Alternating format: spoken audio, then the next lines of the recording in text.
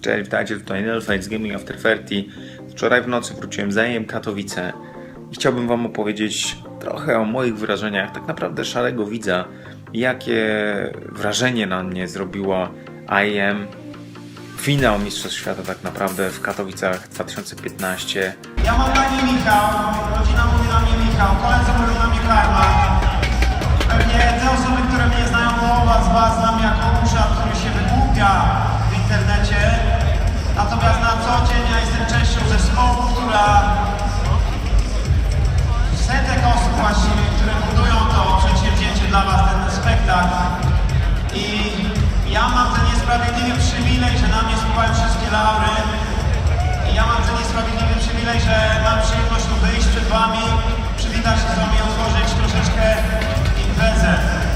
A więc zaczynając od tego, co mi się nie podobało. Dla tych, którzy nie wiedzą, bilety na IEM były w trzech rodzajach. Oczywiście można było wejść w ogóle za darmo, ale kolejka była masakryczna, naprawdę ogromna liczba osób była. I można było kupić jednodniową wejściówkę.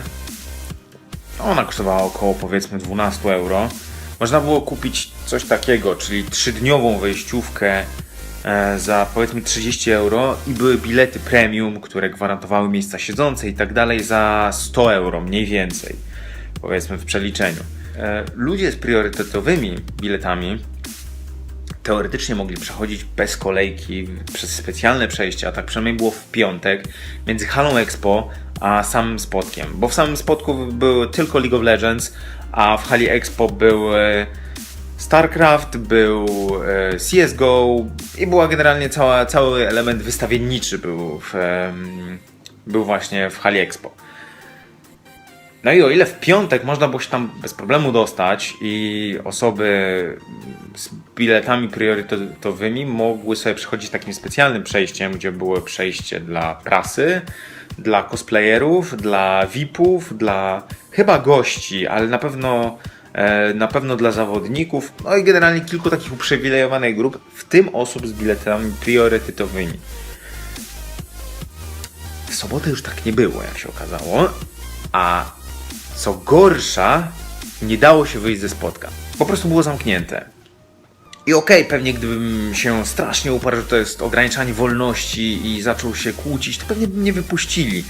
Natomiast, żeby się zacząć kłócić, musiałbym się dobić do wyjścia, do którego była kolejka, no nie wiem, znaczy tam było stłoczone przy wyjściu, nie wiem, może 100-200 osób. Więc to nie było takie proste, jakby się mogło wydawać. Dlatego też moje zdjęcia z hali Expo są tylko z jednego dnia, z piątku.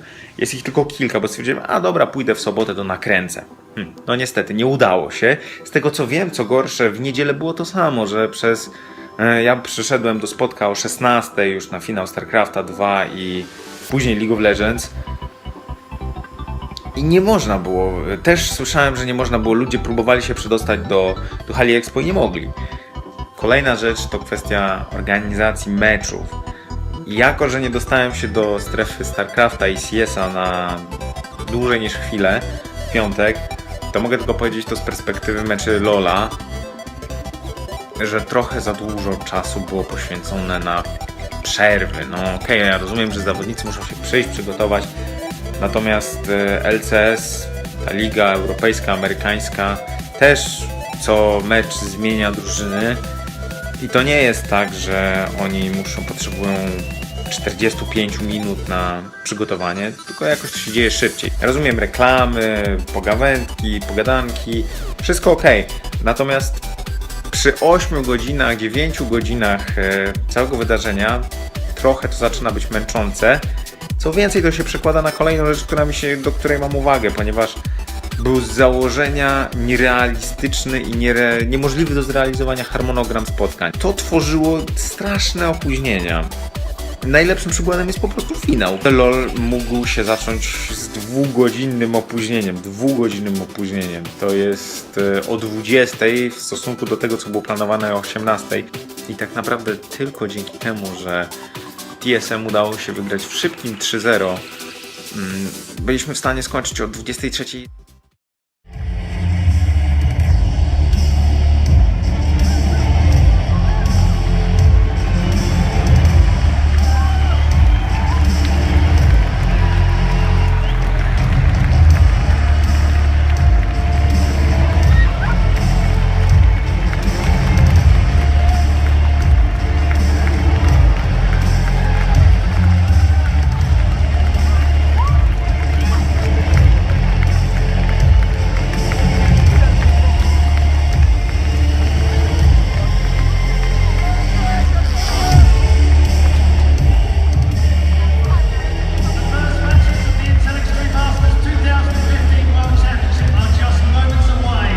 No dobra, ale teraz koniec z gadaniem o rzeczach, które się nie podobały, bo to tak naprawdę było przyćmione przez to, co mi się bardzo podobało.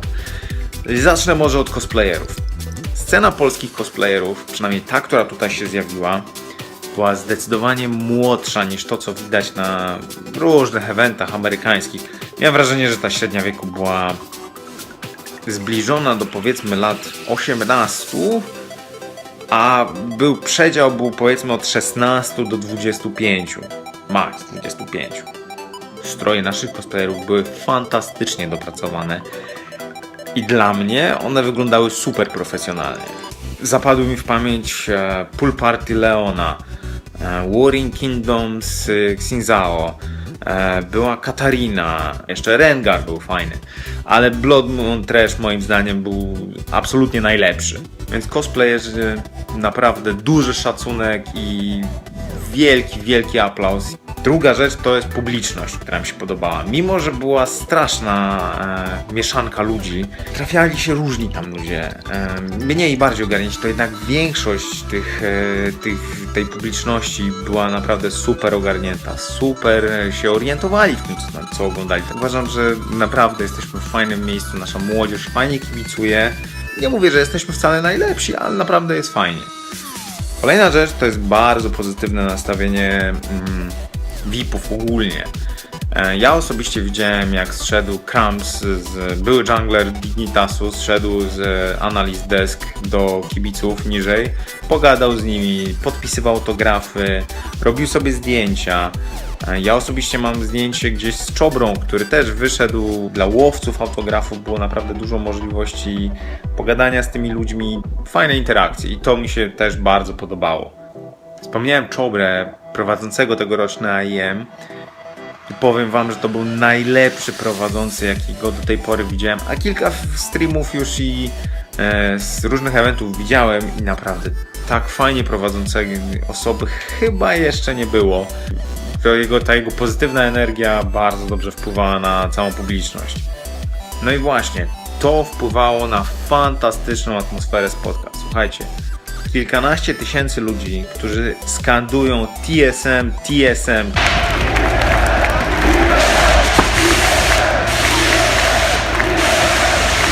Na mnie to zrobiło ogromne wrażenie i ile energii jest w tym wszystkim. To był chyba najlepszy moment z tego całego wyjazdu, z tego całego eventu. Moim zdaniem warto to przeżyć i warto zobaczyć, jaka energia płynie z ludzi i ile pasji w tym wszystkim jest.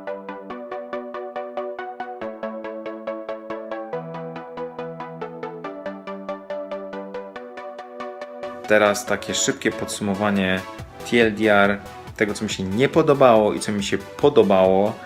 Więc zacznijmy od tego, że niefajne było zamieszanie organizacyjne, niemożliwość wyjścia z spotka w sobotę i w niedzielę przez jakiś czas, była bardzo słaba. Zamieszanie z miejscami premium to też nie było po prostu fajne. Nierealistyczny harmonogram, niemożliwy do zrealizowania, plan meczów, znaczy jakby czas meczów, no to było kiepskie. I te przerwy między meczami wydaje mi się, że mogłyby być krótsze.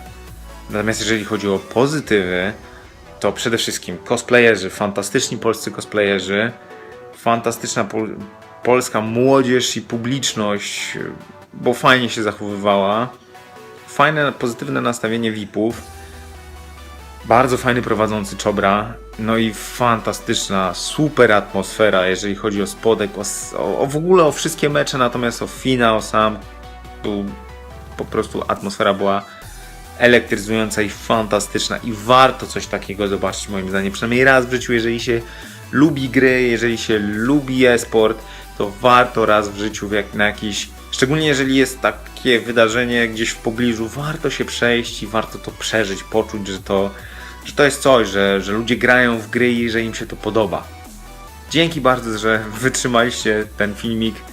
Mam nadzieję, że wam się podobało. Zdjęcia będę wrzucał sukcesywnie. I do zobaczenia. Cześć, trzymajcie się.